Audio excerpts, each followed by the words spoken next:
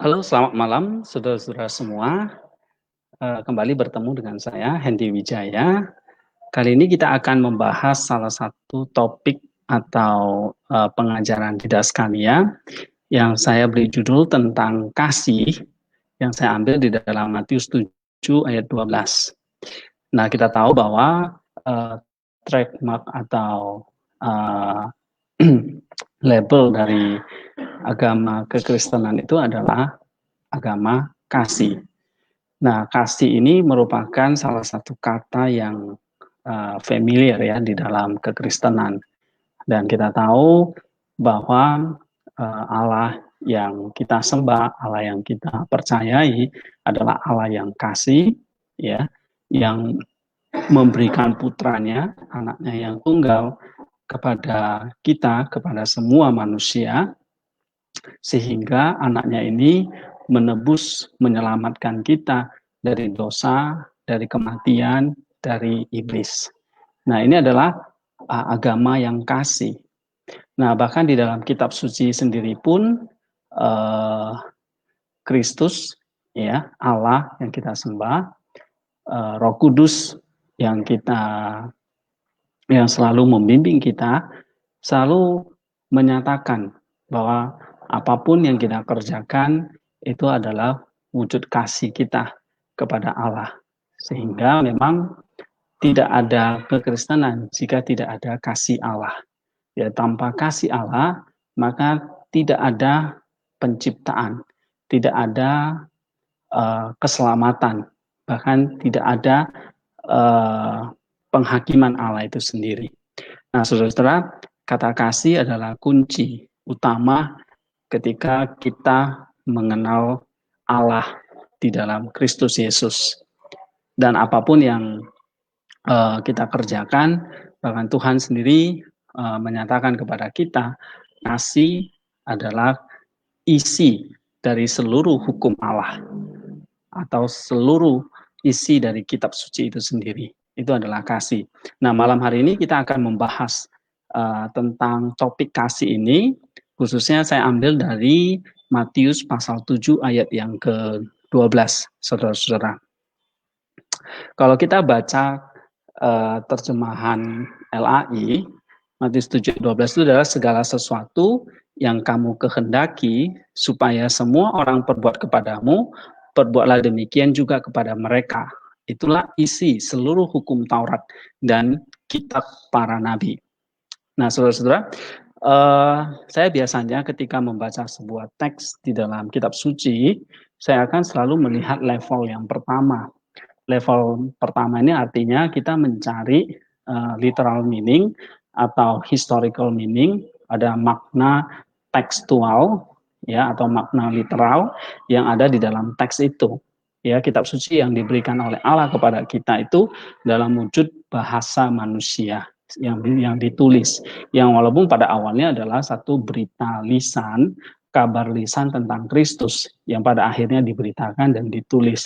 Nah, ketika ditulis, maka wujudnya adalah bentuk bahasa, atau dalam istilah yang saya pakai di dalam linguistik itu adalah literal meaning. Nah, untuk mencari literal meaning atau textual meaning itu, kita kembali harus melihat teks itu apa adanya, ya, dan kita percaya apa yang ditulis itu adalah inspirasi Roh Kudus melalui para penulis kitab suci, sehingga ada sinergi antara wahyu Allah atau inspirasi Roh Kudus, ya, firman Allah itu yang dinyatakan lalu disinergikan dengan pikiran manusia dalam wujud tulisan atau konsep ide dari penulis Alkitab atau manusia.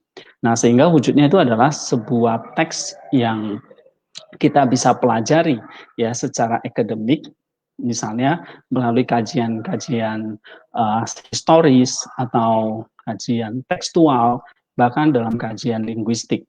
Ya, nah pendekatan yang biasa saya pelajari adalah melalui pendekatan kajian linguistik atau kajian dari sisi ilmu bahasa, nah, sehingga kita akan melihat apa konten atau isi dari teks itu yang sering saya sebut sebagai sintaktik konten. Nah, untuk mencapai sintaktik konten itu kita perlu melihat sintaktik form atau bentuk atau struktur dari teks itu sendiri, ya. Nah, syntactic form atau struktur dari teks itu kira-kira saya bisa bagi demikian ya. Saya sudah terjemahkan ke dalam bahasa Inggris dari bahasa aslinya yaitu bahasa Yunani.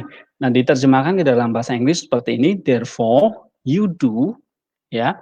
Ini merupakan intinya atau sering disebut jika sebuah teks itu katakanlah seperti tubuh manusia itu ada kepala, ada tubuh. Nah, kira-kira ini adalah inti atau kepalanya sehingga di sini dikatakan oleh sebab itu berarti ini menunjukkan you do, kamu mengerjakan. Ini menunjukkan satu konklusi atau satu kesimpulan dari ayat-ayat sebelumnya. Nah, konklusinya adalah begini.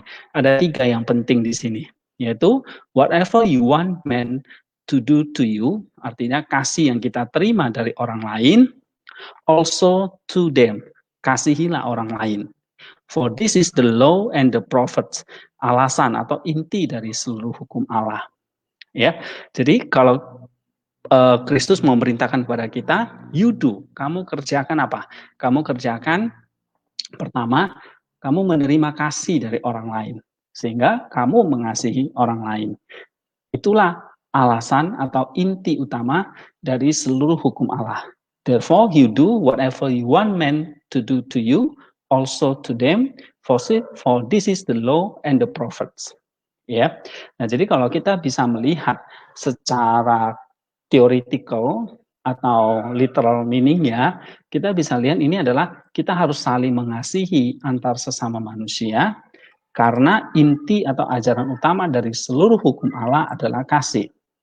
Jadi mengapa trademark atau label ya dari setiap orang Kristen atau di dalam kekristenan itu adalah yang paling sering kita dengar atau sering kita pelajari itu adalah kasih.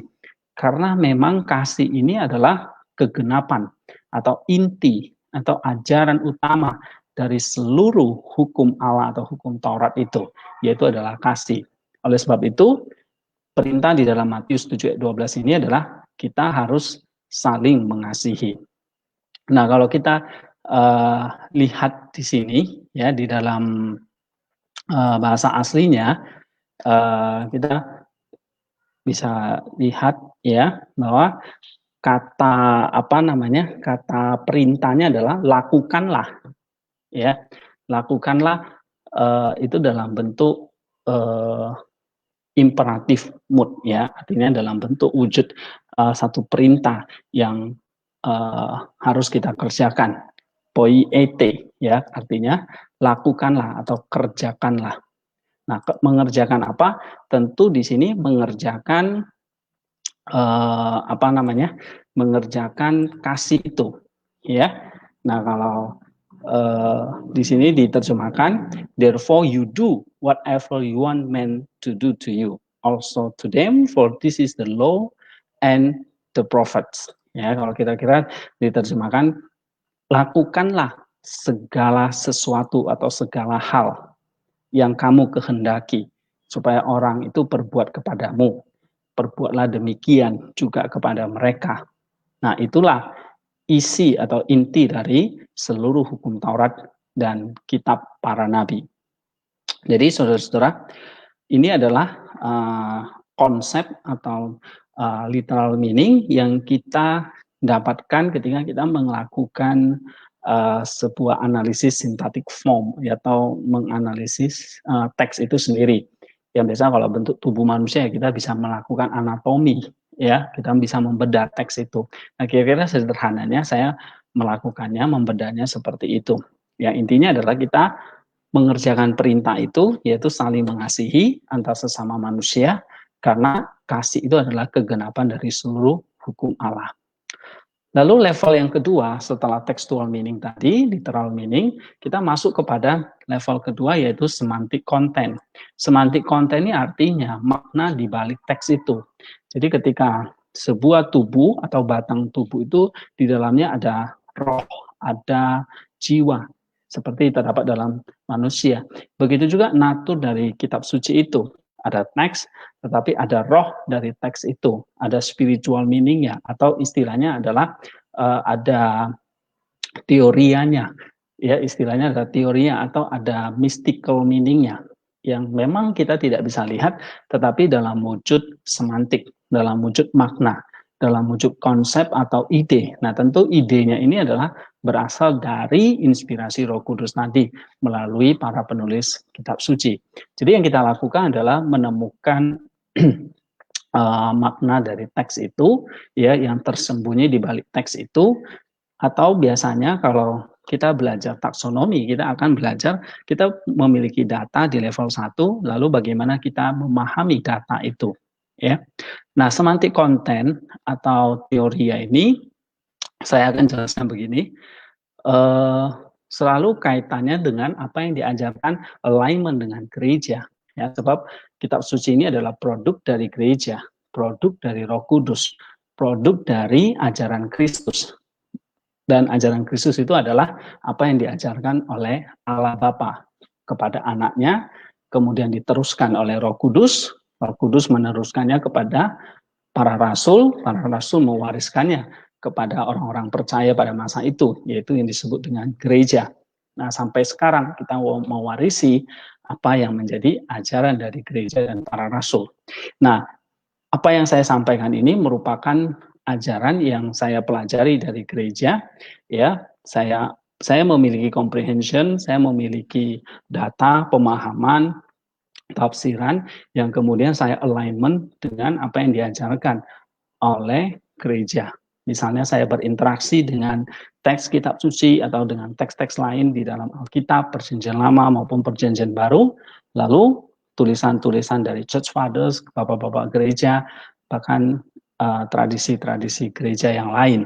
Ya, nah kali ini kita akan lihat apa sih artinya Matius 7 ayat 12 dalam pengertian kasih adalah satu perintah, karena ini adalah isi dari seluruh hukum Allah. Nah, di dalam seluruh hukum Allah hanya terdapat dua ajaran atau hukum, ya, yang utama, yakni kasih kepada Allah dan kasih kepada sesama. Kita bisa baca dalam Matius 22 ayat 37 sampai 40. Mengasihi Allah tidak dapat dipisahkan dari mengasihi sesama. Ya, jelas apa yang diajarkan dalam Matius 22 tadi, kasih itu selalu bersifat vertikal dan otomatis horizontal, sesama. Nah, mengasihi Allah berarti juga mengasihi sesama. Jelas ya kalau kita baca dalam 1 Yohanes 4 ayat 20 sampai 21. Ya, saya akan bacakan 1 Yohanes 4 ayat 20 dan 21.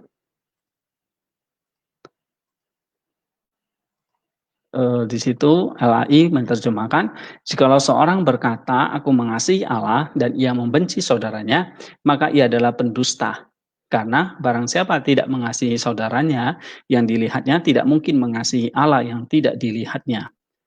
Lalu ayat 21, dan perintah ini kita terima dari dia. Barang siapa mengasihi Allah, ia harus juga mengasihi saudaranya. Jadi kasih selalu identik dengan mengasihi Allah sekaligus mengasihi sesama, identik dengan seluruh hukum Allah, identik karena itu hukum maka sifatnya itu adalah perintah seperti apa yang ditulis dalam Matius 22 dan 1 Yohanes 4. Ya, 1 Yohanes 4 dikatakan itu adalah perintah, atau dalam bahasa Yunani itu adalah entolen. Ya, entolen itu artinya a commandment, jelas satu perintah, ya, entole. Nah, saudara-saudara, mengasihi sesama itu selalu bersifat juga tadi perintah, kegenapan hukum Allah, ya. Kalau kita bisa baca dalam Roma 13 ayat 8, ya, saya akan bacakan, kasih adalah kegenapan hukum Allah. Begitu juga yang dituliskan oleh Rasul Paulus, ya, bukan hanya Matius atau Yohanes. Kita bisa baca Roma 13 ayat yang ke-8. Teks itu berbunyi, janganlah kamu berhutang apa-apa kepada siapapun juga, tetapi hendaklah kamu saling mengasihi. Sebab barang siapa mengasihi sesamanya, ia sudah memenuhi hukum Taurat. Nah, bisa begitu juga dalam Galatia 5:14. Mengasihi sesama itu bersifat mutual, ya, atau saling mengasihi. seperti yang diajarkan di dalam tadi ya, Matius 22, Yohanes 15 ayat 12, 1 Yohanes 3, 11, dan 23. Namun jika itu tidak terjadi, kita tetap harus mengasihi seperti yang Tuhan Yesus ajarkan. Tetapi aku berkata kepada kasihilah musuhmu dan berdoalah bagi mereka yang menganiaya kamu. Karena dengan demikianlah kamu menjadi anak-anak Bapamu yang di surga, yang menerbitkan matahari bagi orang yang jahat dan orang yang baik, dan menurunkan hujan bagi orang yang benar dan orang yang tidak benar. Apabila kamu mengasihi orang yang mengasihi kamu, apakah upahmu? Bukankah pungut cukai juga berbuat demikian? Nah, Matius 5 ayat 44 sampai 46. Nah, sebab kita dituntut sempurna sama seperti Allah kita yang di surga juga sempurna. Matius 5:48. Janganlah membalas kejahatan dan kejahatan, lakukan apa yang baik bagi semua orang. Roma 12 ayat 17. Jadi kita bisa lihat di sini ya, ketika kita saling mengasihi, maka kita sedang menggenapkan hukum Allah tersebut. Nah, saudara-saudara, kita lihat ya, mengasihi itu adalah kegenapan hukum Allah, bersifat mutual, bahkan kita diajarkan untuk mengasihi musuh kita, sama seperti apa yang Allah kerjakan. Ya, nah, mengasihi mencakup dua aspek, yakni ya tidak berbuat jahat terhadap sesama manusia. Ya, kalau tadi kita baca Roma 13 ayat 8, Roma 12 ayat 17, yakni kebencian yang membinasakan mereka. Oke, dalam 1 Yohanes 2 ayat 10 sampai 11, lalu 1 Yohanes 3 ayat 15. Ini aspek yang pertama, tidak berbuat jahat terhadap sesama manusia. Tapi mengasihi itu juga melakukan perbuatan baik terhadap sesama manusia. Efesus 2 ayat 10, Roma 12 ayat 9 dan 17. Yakni kasih dalam perbuatan dan dalam kebenaran. Ya, kita lihat di dalam 1 Yohanes 3 ayat 18. 1 Yohanes 3 ayat 18. Saya akan bacakan di sini. Anak-anakku, marilah kita saling mengasihi, bukan dengan perkataan atau dengan lidah, tetapi dengan perbuatan dan dalam kebenaran. Ya, nah berarti ada dua aspek kasih di sini, tidak berbuat jahat dan melakukan perbuatan baik terhadap sesama. Berbuat jahat, ya, lahir karena kebencian seperti peristiwa Kain membunuh Habel dalam 1 Yohanes 3 ayat 12 sampai 15. Kebencian adalah lawan dari kasih. Kebencian mendatangkan kebinasaan bagi orang lain dan diri kita sendiri. Dalam 1 Yohanes 3 ayat 14-15, sebaliknya kasih mendatangkan kehidupan bagi orang lain dan diri kita sendiri. 1 Yohanes 3 ayat 14. Ya. Nah, siapa saja yang tidak mengasihi, dia tetap di dalam maut. Dalam 1 Yohanes 3 ayat 14. Seperti kasih Kristus yang menyerahkan nyawanya untuk kita, sehingga kita beroleh hidup, dalam 1 Yohanes 3:16, 4 ayat 9-10, 1 Petrus 3:18, maka kasih kita adalah kasih dalam perbuatan dan kebenaran. Artinya, perbuatan baik terhadap sesama dan mendatangkan kehidupan bagi orang lain. Ya, jadi berbuat kasih itu tidak hanya sekedar tidak membenci orang atau tidak berbuat jahat kepada orang lain, ya, tetapi kita ditantang untuk berbuat sesuatu di dalam perbuatan dan kebenaran. Nah, seperti apa perbuatan kasih ya dan di dalam kebenaran? Ini adalah perbuatan baik terhadap sesama, jadi bukan hanya satu perbuatan yang baik saja, tetapi kebenarannya adalah mendatangkan kehidupan bagi orang lain. Sebab apa? Tuhan Yesus mengajarkan kepada kita harus menjadi terang yang menerangi dunia. Artinya perbuatan baik kepada dunia sehingga melalui perbuatan baik mereka bisa memuliakan Allah Bapa yang di surga. Matius 5 ayat 16. Ya. Jadi kita diajarkan untuk melakukan satu kasih dalam perbuatan dan kebenaran seperti kasih Kristus. Kristus bukan hanya menyembuhkan orang sakit atau dia mengusir roh-roh jahat, melakukan satu kebajikan tertentu, ya, seperti dia menolong orang miskin dan sebagainya, tetapi dia juga melakukan itu semua pada akhirnya menyerahkan nyawanya. Tujuannya bukan sekedar hanya mati martir, atau melakukan perbuatan baik, mengorbankan nyawanya untuk melindungi orang lain, gitu. Tidak. Tetapi di balik perbuatannya itu adalah dia menyerahkan nyawanya. Yang paling penting di sini adalah di balik perbuatan baik itu adalah ada kebenaran yang menyelamatkan, yaitu dengan perbuatan baik itu kita memperoleh hidup.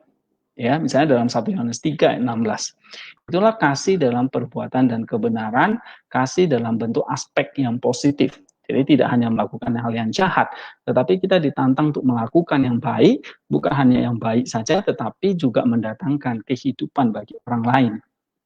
Ya, baik itu bisa subjektif, tetapi kalau itu di dalam kebenaran, maka tidak lagi hanya sekedar subjektif baik, tetapi perbuatan baik itu justru orang bisa memuliakan Allah, orang memperoleh kehidupan.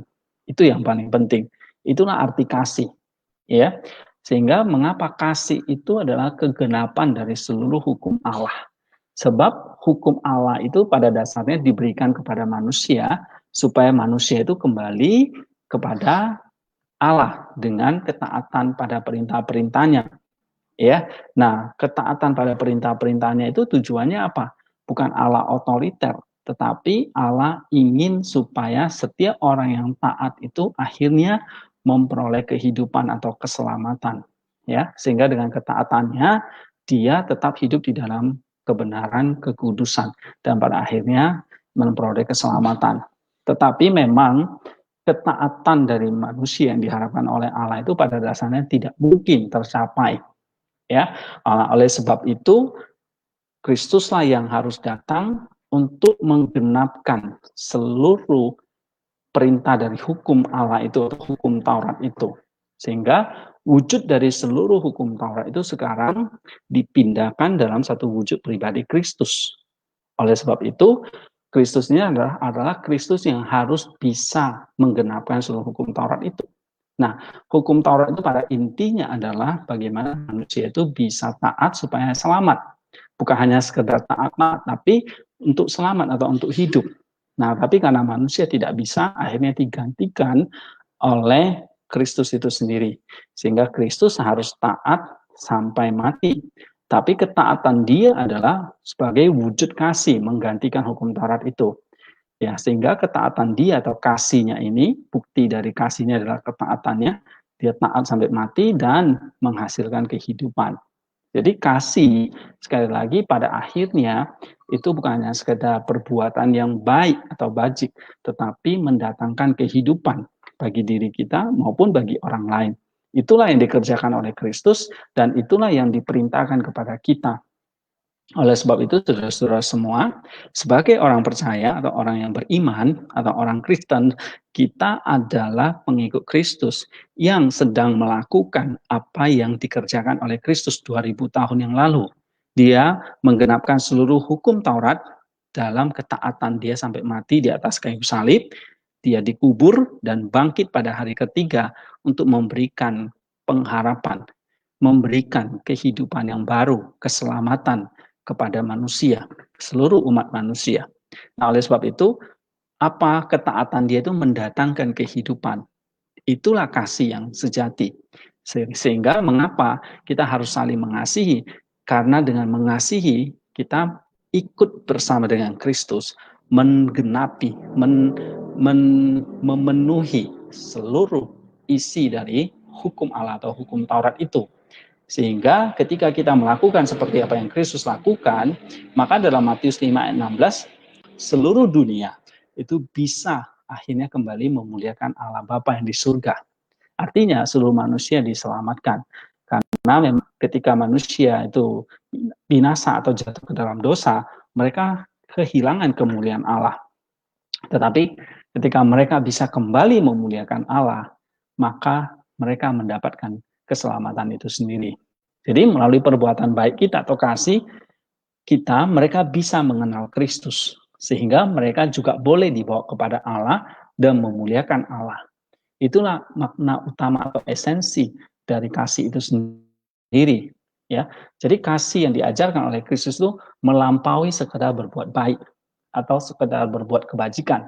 Tetapi di balik itu ada kegenapan hukum Taurat Allah yang digenapi oleh Kristus, yaitu supaya memberikan keselamatan, supaya mereka juga boleh dibawa kepada Allah dan mengenal Kristus, sehingga mereka kembali bisa memuliakan Allah Bapa di surga. Mengasihi sesama berarti hidup di dalam terang itu. 1 Yohanes 2:10. Sebaliknya, membenci atau perbuatan jahat kepada sesama berarti hidup di dalam kegelapan. Jadi lawan dari kasih itu adalah kebencian. Nah, kebencian itu berarti apa? Kita melakukan perbuatan yang jahat supaya orang lain itu binasa. Sedangkan kasih, kita melakukan sesuatu yang baik supaya orang itu memperoleh hidup. Jadi bukan hanya sekedar baik saja, tetapi membawa orang itu kepada kehidupan. Artinya membawa orang itu kembali kepada Allah, mengenal Kristus sebagai Allah yang sejati. Nah, sebaliknya lawan dari itu adalah dalam 1 Yohanes tadi dikatakan membenci, 1 Yohanes 2, ya. Nah, ini yang seperti dilakukan oleh Kain membunuh Habel. Ini karena lahir dari kebencian sehingga membinasakan Habel saudaranya sendiri. Nah, ini tidak diinginkan. Justru dengan kebencian itu maka kita hidup di dalam kegelapan. Maka ketika kita mengasihi, kita sedang hidup di dalam terang. Dalam 1 Yohanes 2 ayat 10. Ya, terang itu berarti hidup di dalam kemuliaan Allah. Sebab terang itu adalah kemuliaan Allah itu sendiri. Nah, saudara-saudara, sehingga kalau kita berada di dalam terang, di dalam kemuliaan Allah, itu artinya kita berada di dalam Kristus yang merupakan pancaran dari kemuliaan Allah itu sendiri. Ya, Kristus adalah gambar Allah. Kristus adalah pancaran atau gambar terang kemuliaan Allah. Kalau kita baca dari Ibrani 1 ayat yang ketiga, cahaya kemuliaan Allah. Sehingga memang dalam kekristenan diajarkan hanya orang-orang Kristen yang bisa mengasihi sesuai dengan standar yang ditentukan atau yang diminta oleh Allah. Mengapa? Karena kasih yang dipancarkan oleh orang Kristen itu bukan hanya sekedar perbuatan moral yang baik, tetapi perbuatan moral yang mendatangkan kemuliaan atau terang itu, yang mendatangkan kehidupan, yang mendatangkan Kristus di dalam kehidupan orang lain. Nah, itu yang paling penting yang kita tidak boleh lupakan ketika kita sudah memperoleh kasih itu. Seperti yang diajarkan di dalam Matius 7 ayat 12. Ya, kita sudah menerima kasih itu dan lakukanlah itu, wujudkanlah itu kepada sesama kita. Sehingga memang penting kita memahami doktrin kasih ini, supaya ketika kita menjadi orang Kristen, kita nggak hanya punya perbuatan yang baik saja, tetapi punya perbuatan yang kudus yang bisa menyelamatkan orang lain. Nah, ketika kita berbuat baik, kita bisa juga mengalami penderitaan. Seperti yang dikatakan dalam 1 Petrus 3 ayat 17. Tetapi Tuhan Yesus mengajarkan kepada kita untuk datang dan berbagi kepadanya, sehingga beban kita pun menjadi ringan. Jadi ada satu penghiburan atau kekuatan dari Tuhan ya dalam Matius 11 ayat 28 sampai 30. Sehingga kasih yang memang kita bagikan itu bukan hanya dari kemampuan kita saja, tetapi kita perlu share beban kita kepada Allah, kepada Kristus. Sehingga Tuhan Yesus mengajarkan kepada kita untuk senantiasa memang bergantung, menempel kepadanya dalam Yohanes 15 ayat 4, untuk tinggal di dalam dirinya dan firman-Nya yang tidak bisa dilepaskan itu. Yohanes 15 ayat 6 dan 7. Kita harus dekat kepada sumber kasih itu, bukan hanya dekat, melainkan menyatu dengan sumber itu, sehingga kita bisa mengasihi sesama kita. Tanpa kedekatan kepada Allah, maka kita tidak akan berbuah kasih. Tanpa itu, maka kasih yang kita akan lakukan itu hanya sekedar perbuatan moral saja, yang tentu semua orang punya, ya, karena semua orang diciptakan menurut gambar Allah, sehingga ada ada kasih kalau manusia itu mau mengasihi di dalam kehendak bebasnya. Karena Allah itu kasih, maka gambar kasih itu ada di dalam diri manusia ketika manusia mau melakukannya. Masalahnya adalah karena manusia sudah jatuh ke dalam dosa, akibatnya adalah manusia di dalam kehendak bebasnya lagi memilih untuk tidak melakukan itu. Ya, bukan tidak bisa, tetapi punya free choice yang akhirnya membuat mereka lebih cenderung menuruti kepentingan pribadi atau keegoisan mereka atau hawa nafsu mereka. Nah, inilah yang artinya melenceng, yang menyimpang, dan Kristus setelah meluruskan itu semua kembali, Nah, saudara-saudara, oleh sebab itu memang kasih yang kita mesti kerjakan itu bukan sekali lagi, bukan sekedar moralitas, tetapi adalah satu kekudusan yang kita bawa, satu terang yang kita bawa kepada dunia. Ada satu cerita ya dari Bunda Teresa. Konon Bunda Teresa memandikan seorang anak gelandangan di tepi Sungai Gangga di India. Dia melihat ada satu keluarga yang sedang bertengkar di sana, lalu saling berteriak begitu ya. Lalu dia berpaling kepada murid-muridnya dan bertanya pada mereka, kenapa ya orang suka saling berteriak kalau sedang marah? Tanya Bunda Teresa kepada mereka. Lalu salah satu muridnya menjawab, karena mereka kehilangan sabar sehingga berteriak. Tetapi kenapa harus berteriak pada orang yang ada di dekatmu atau di sebelahmu? Kan pesannya juga bisa sampai dengan cara yang pelan atau halus, tanya Bunda Teresa lagi. Lalu murid-muridnya saling adu jawaban, tetapi tidak ada satupun dari mereka yang sepakat. Akhirnya Sang Buddha bertutur begini, bila dua orang saling bermarahan atau bertengkar, sebetulnya secara fisik mereka dekat, tetapi secara hati mereka sangat jauh. Sehingga untuk dapat menempuh jarak yang jauh itu, mereka harus berteriak agar terdengar. Semakin marah, semakin keras teriakan, karena jarak kedua hati pun semakin jauh. Ya, jadi ini hatinya yang makin jauh. Apa yang terjadi saat dua insan sedang jatuh cinta? Lanjutnya, maka mereka tidak berteriak pada satu sama lain. Ya, mereka akan berbicara lembut karena hati mereka berdekatan. Jarak antara kedua hati tidak ada jarak atau sangat dekat. Ya. Nah, setelah merenung sejenak, lalu Bunda Teresa meneruskan, bila mereka semakin lagi saling mencintai, apa yang terjadi?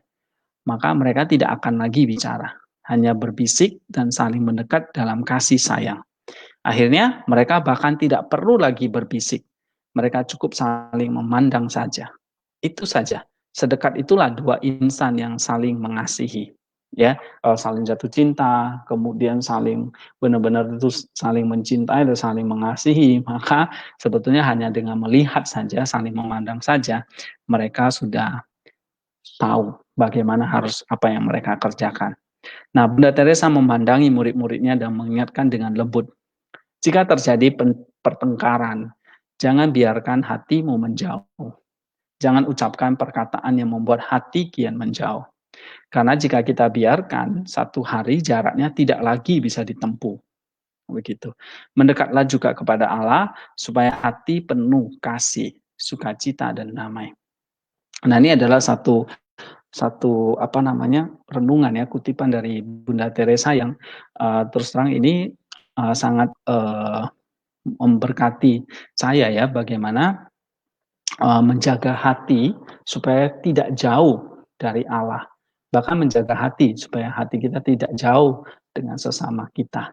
Sehingga dengan demikian ketika kita mau berkata yang jahat, kita mau bertengkar, kita mau menggosip, ataupun kita mau menjatuhkan, kita tidak akan berani. Kita punya akan rasa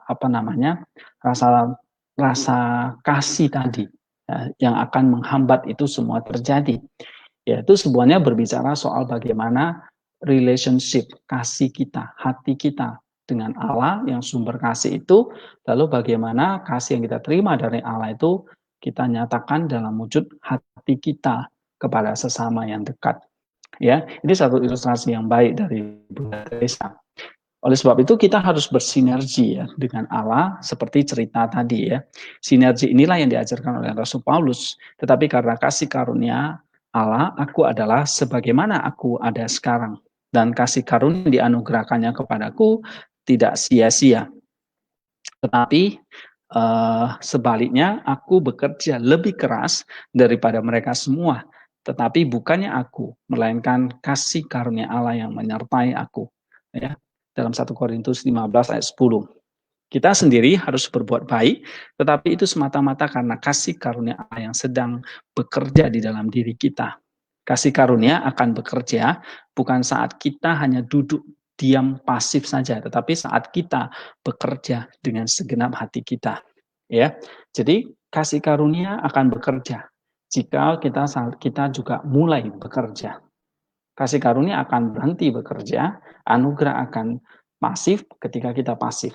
Maka kita harus bekerja seperti Rasul Paulus tunjukkan. Aku bekerja keras daripada mereka semua. Tetapi dia menyadari bahwa pekerjaannya tidak akan berhasil, ya, tidak akan mencapai garis finish jika tidak ada anugerah yang Allah berikan kepada dia. Oleh sebab itu dia mengerjakan anugerah itu. Nah, apa yang kita miliki? Tuhan memberikan kita apa yang kita butuhkan, tetapi kita harus mengolahnya menjadi satu kebajikan, satu perbuatan baik yang mendatangkan kehidupan bagi orang lain. Itu adalah kasih yang Kristus telah berikan kepada kita, ajarkan kepada kita, dan menjadi perintah bagi kita, tanggung jawab kita untuk melakukan itu di dunia ini. Sehingga ketika kita melakukan kasih, kita ada di dalam terang itu, terang itulah yang akhirnya menjadi seperti lilin di tengah kegelapan dunia itu. Nah, saudara-saudara, lakukanlah semuanya itu di dalam nama Tuhan Yesus sambil mengucap syukur melalui Dia kepada Allah Bapa kita. Dalam Kolose 3:17. Dan lakukanlah segala sesuatu dengan sepenuh hati untuk Tuhan, bukan untuk manusia. Begitu perintah Rasul Paulus kepada kita. Dalam Kolose 3:23. Paisios ya, yang hidup tahun 1925 sampai 1994, dia adalah seorang rahib atau biarawan di gunung atau Mount Athos, ya. Dia adalah seorang rahib atau yang menjalani satu kehidupan askesis, ya. Dia begitu dikenal orang-orang yang telah mengunjunginya sebagai satu sosok yang lemah lembut, ya, selalu menerima setiap orang yang datang untuk memberikan nasihat, konseling, bahkan berkat, gitu ya. Kata-kata pengajarannya penuh hikmat, banyak dicatat dan dipublikasikan. Nah, salah satu katanya yang sangat terkenal ini yang ingin saya bagikan di sini adalah, ada beberapa orang bercerita padaku, maksudnya kepada Paisios ya, ketika mereka dipermalukan karena menyaksikan banyak hal yang menyimpang terjadi di dalam gereja. Aku katakan kepada mereka, seandainya engkau bertanya pada seekor lalat, apakah ada bunga di sekitar sini? Dia akan menjawab, aku tidak tahu tentang bunga, tetapi di sebelah sana ada tumpukan sampah di mana kau akan menemukan semua kotoran yang kamu inginkan. Dan dia akan terus dapat melanjutkan mendaftar semua tempat atau benda kotor yang dia pernah datangi. Itulah seekor lalat. Ya. Sekarang jika engkau bertanya pada seekor lebah madu, apakah kamu pernah melihat di mana ada tempat atau benda yang kotor di sekitar sini? Maka lalat itu akan menjawab, lebah itu akan menjawab, benda kotor? Tidak, belum pernah aku melihatnya. Tempat ini penuh dengan bunga-bunga yang harum. Dan dia akan dapat menyebut nama-nama semua bunga di taman atau di padang. Lalat hanya tahu di mana benda-benda kotor berada. Sedangkan lebah madu tahu di mana ada bunga iris yang cantik atau bunga hyasin yang cantik. Sejauh yang aku mengerti, beberapa orang serupa dengan lebah madu, kata Paisios. Tapi beberapa orang lain serupa dengan lalat itu. Mereka yang seperti lalat akan terus mencari kejahatan, kekotoran, kejelekan dalam setiap keadaan dan menikmatinya, ya, seperti lalat. Tapi mereka yang tidak melihat hal baik dimanapun, tetapi mereka yang seperti lebah madu hanya melihat apa yang baik dari apa yang dijumpai. Orang yang bodoh berpikir dengan bodoh dan membawa semua hal dengan cara yang keliru. Sedangkan orang yang berpikiran baik, apapun yang dia jumpai, memelihara pikiran baik dan positif. Nah, kata Saint Paisios ya. Nah, saudara-saudara, ini adalah satu perkataan ya yang juga memberkati saya secara pribadi. Ya, seringkali kita ketika kita ingin memberikan atau melakukan satu perbuatan kasih, nah kita kadang-kadang kita menjadi seperti seekor lalat. Akhirnya harusnya kita menjadi pancaran terang, tetapi akibatnya kita menjadi orang-orang yang suka dengan hal-hal yang dilakukan seperti lalat. Dan itu yang seringkali menegur saya, menegur kita mungkin di sini ya, dan bagaimana kita belajar seperti lebah bukan seperti lalat.